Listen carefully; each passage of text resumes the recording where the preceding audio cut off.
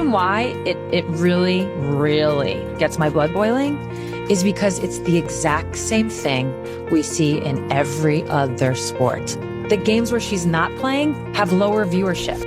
Is the WNBA's golden girl Sue Bird really taking shots at Caitlin Clark? The basketball legend just dropped some shocking comments about ticket sales, and the internet is going wild. But here's what everyone's missing about this heated drama. What's up, everyone? Today we're diving into some major WNBA drama that's got the basketball world buzzing. Sue Bird, one of the greatest to ever play the game, just came out with some pretty controversial comments about Caitlin Clark, and trust me, this story has more layers than you might think. Some people continue to flip that. Those people, I've seen Stephen A. Smith talk about it. I've seen Shannon Sharp talk about it. And that's what I just don't understand is they work for ESPN. So why are you hating on a product? It's a business you're in. It's not that they can't. Let's start with what actually went down. Sue Bird, a walking WNBA history book, recently took aim at Caitlin Clark, focusing on how ticket prices and TV ratings have apparently tanked since Clark's Indiana Fever got knocked out of the playoffs. Now, at first glance, this might seem like just another veteran player throwing shade at the new kid, but there's way more to unpack here.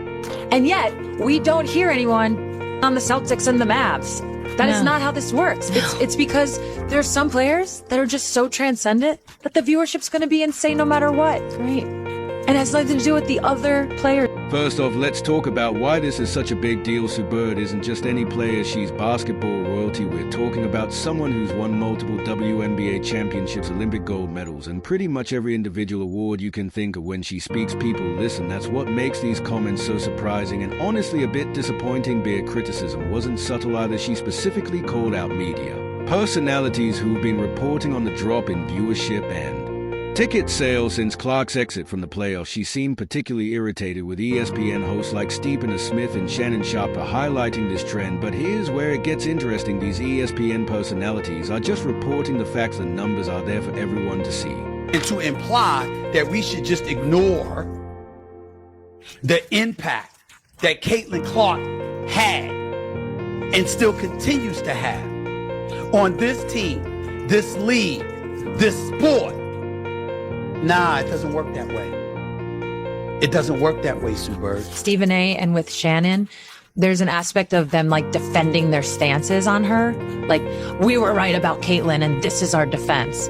And I still think there's something twisted there because nobody ever said. Let's break down those numbers for a second because they are pretty telling. When Clark was playing the Indiana Fever, we're seeing packed houses night after night. We're talking about sellout crowds and venues that historically struggled to fill seats. The TV ratings through the roof. Games featuring Clark were pulling in viewership numbers that the WNBA had never seen before. Then the Fever gets eliminated from the playoffs, and what happens? Ticket prices start dropping. TV ratings take a hit. This isn't speculation, it's documented fact, and it's not even surprising when you think about it. Clark is a generational talent who's brought unprecedented attention to the league. Of course, there's going to be a difference in interest when she's not playing. I don't know how you explain. Like, honestly, look at the Golden State Valkyries. It's an expansion team. They've already sold out. I think it's 18,000. I don't know how you explain. Like, honestly, look at the Golden State Valkyries. It's an expansion team. They've already sold out. I think it's 18,000 season tickets. Caitlin doesn't play there. And yet some people continue to flip that. Those people, I've seen Stephen A. Smith talk about it. I've seen Shannon Sharp talk about it. And that's what I just don't understand is they work for ESPN. So why are you hating on a product? It's a business you're in. It's not that they can't. Season tickets. Caitlin doesn't play there, and yet some people continue to flip that. Those people I've seen Stephen A. Smith talk about it. I've seen Shannon Sharp talk about it, and that's what I just don't understand is they work for ESPN. So why are you hating on a product? It's a business you're in. It's not that they can't. What's really interesting about Bird's comments is how they reveal a deeper tension within the WNBA. There seems to be this ongoing battle between celebrating individual star power and maintaining what some would call the traditional team-first approach. Bird comes from an era where the emphasis was always on the collective over the individual, but times have changed and Clark represents something new. Think about the impact Clark has had on the league as a whole. Even teams she doesn't play for are benefiting from her presence. Look at the Golden State Valkyries, a brand new expansion. Bird calls out ESPN hosts for, quote, hating on WNBA playoff ratings after Caitlin Clark's exit. You say, what? Why?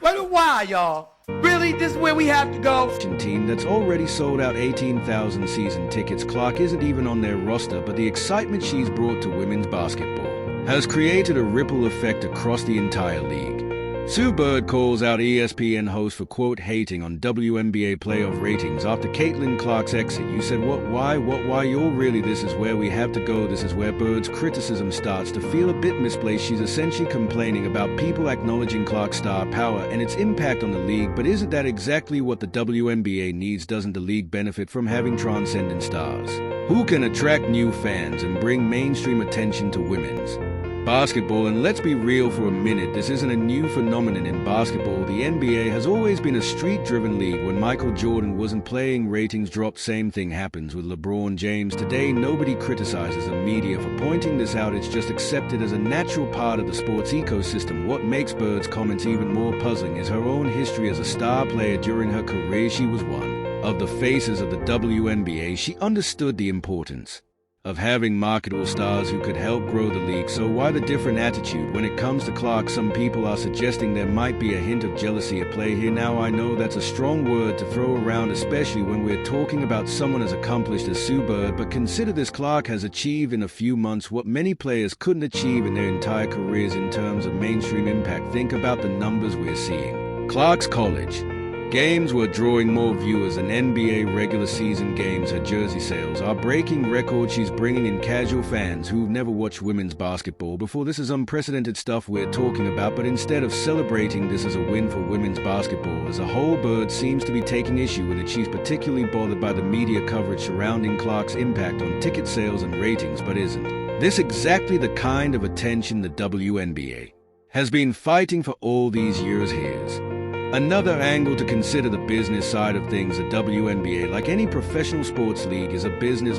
It needs to make money to survive and grow. If Clark is bringing in more viewers, more ticket sales, and more merchandise revenue, isn't that something worth talking about? Isn't that something worth acknowledging? Bird's criticism of ESPN personalities is particularly interesting here. She seems frustrated that they are hating on a product that's part of their business. But are they really hating, or are they just reporting what's happening? If ticket sales and ratings are down since Clark's exit, isn't that newsworthy information that fans would want to know about? And let's talk about the timing of all this. The WNBA is at a crucial point in its history. It's seeing unprecedented growth, attracting new fans, and getting more mainstream media attention than ever before. A lot of this growth can be attributed to exciting young players like Clark, who are changing how people view women's basketball. This gets at another interesting aspect of this whole situation: the generational divide. It seems to represent. Bird comes from an era where women's basketball was fighting for any attention it could get. Players were taught to be grateful for whatever coverage they received, but Clark represents a new generation that's not afraid to command the spotlight, to be unapologetically great,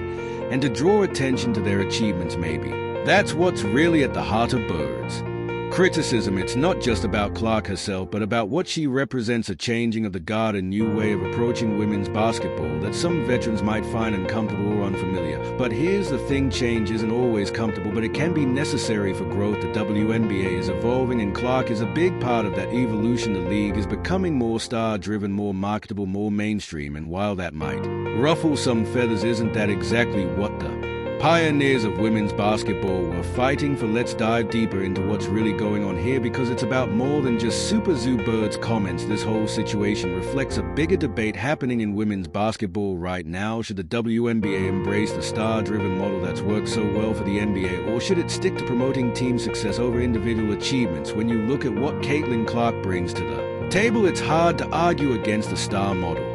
This isn't just about her incredible playing style or her record-breaking performances. Clark has something that you can't teach. She has that it factor when she's on the court. People who've never watched a WNBA game in their life suddenly become interested. But Bird's comments seem to suggest that focusing on individual stars somehow